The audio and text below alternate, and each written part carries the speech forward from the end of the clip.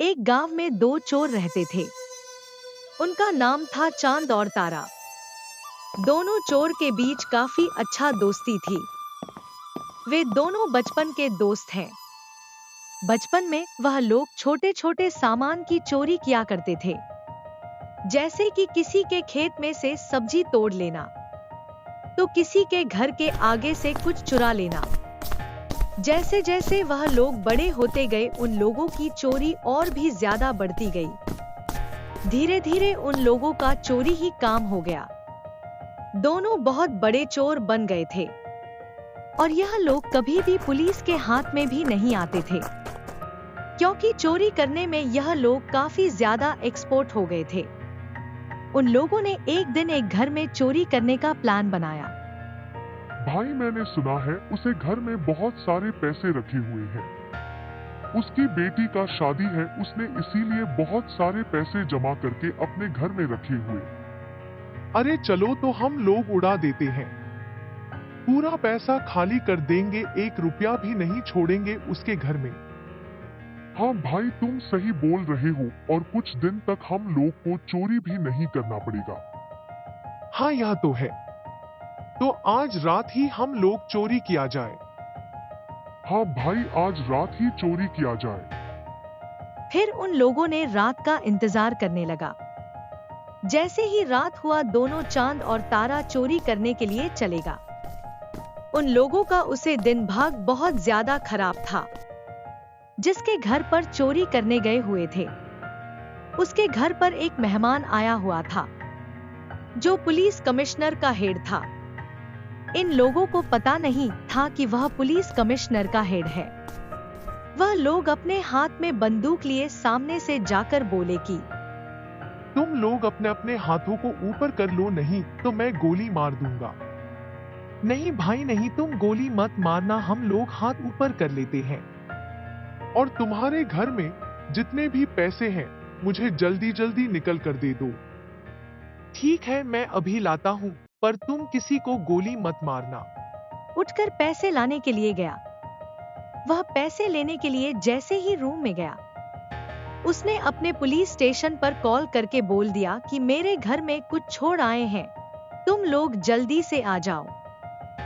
Police station में जितने भी पुलिस वाले थे, खबर सुनते हैं, वहां से निकल गए कमिश्नर के घर पर आने के लिए।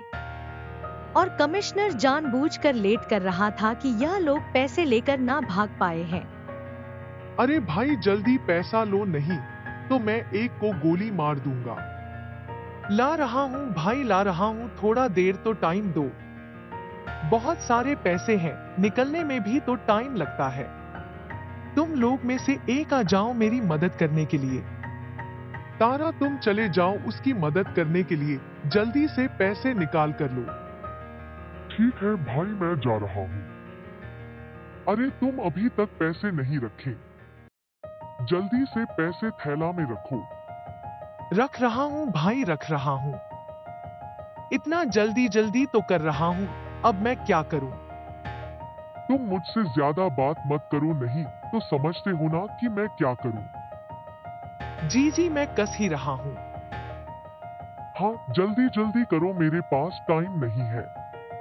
उसने थैली में पैसे कस दिए, फिर कर पैसे को लेकर बाहर आया और धीरे धीरे पीछे हटते हुए बाहर जाने लगा। जैसे ही वह गेट पर पहुंचा, उसके पीछे पुलिस वाले थे। चोर यह देखकर घबरा गया। वह सोचने लगा कि पुलिस वाले कहाँ से आ गए?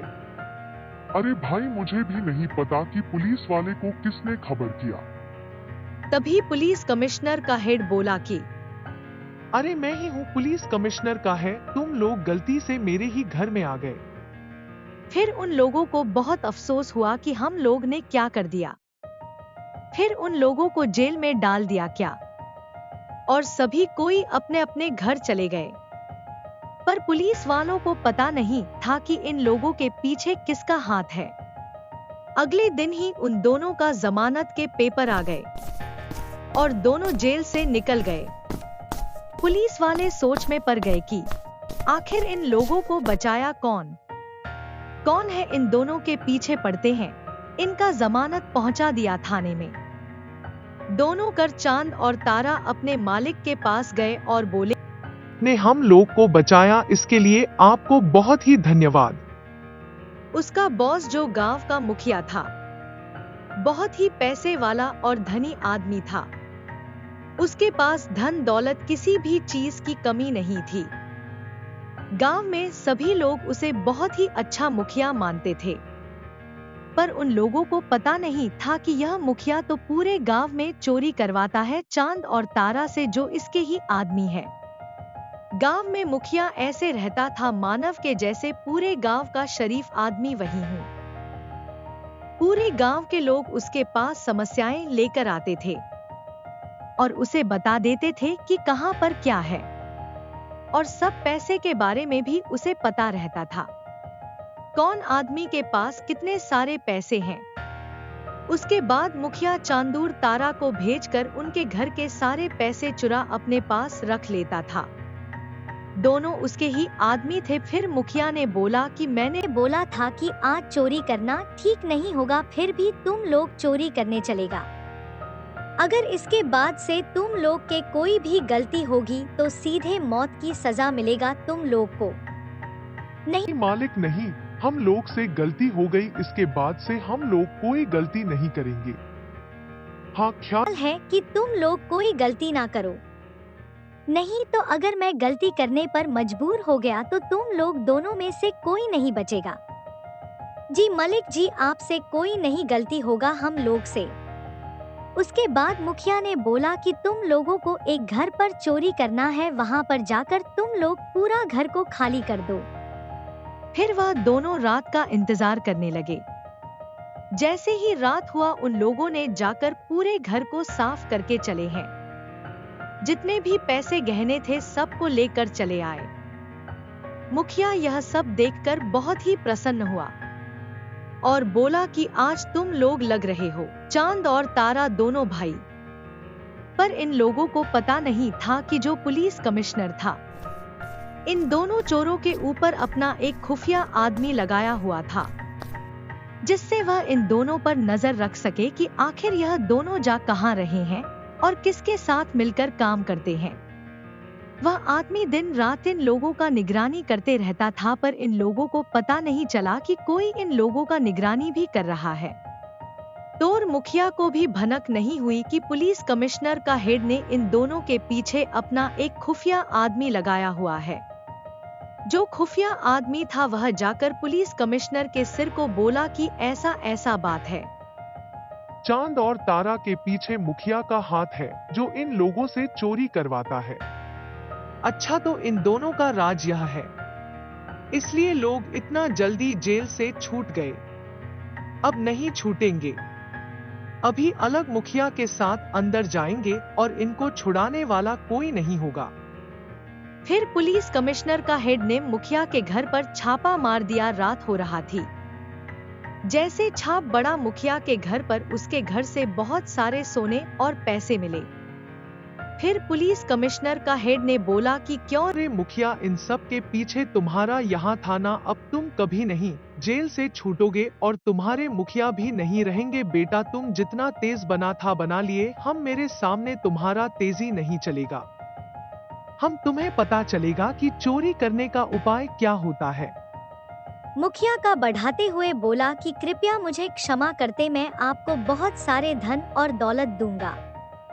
पुलिस कमिश्नर का हेड कहाँ माने, वह इनको झटपट से हथकड़ी लगाए और बाहर लेकर चला गया। अगले दिन सुबह इसने पूरे गांव के सामने से घसीटते हुए मुखिया को लेकर जेल में गया और जेल के अंदर डाल दिया। गांव के पूरे लोग बात कर रहे थे कि जिसको हम लोगों ने भगवान माना वही शैतान निकल गया। भलाई का तो जमाना ही नहीं रहा। हम लोग अपने मुखिया के ऊपर कितना ज्यादा भरोसा किए हुए थे, उनको अपने घर के सदस्य की तरह समझते थे, पर वह तो एक परिंदा आदमी निकले हैं। वह हम लोग घर में चोरियां करवाते थे और हम लोग उन्हें भगवान समझते थे। पर जो बोलो भाई, वह ठीक नहीं किया हम लोग के साथ में। उनको उनकी सजा मिलनी चाहिए थी। शुक्र मनाओ उसे ऑफिसर का जो इसे हम लोगों को आजादी दिलवाया, नहीं तो गांव में 1 रुपया भी नहीं बचता और हम लोग सब लोग भूखे मर जाते हैं।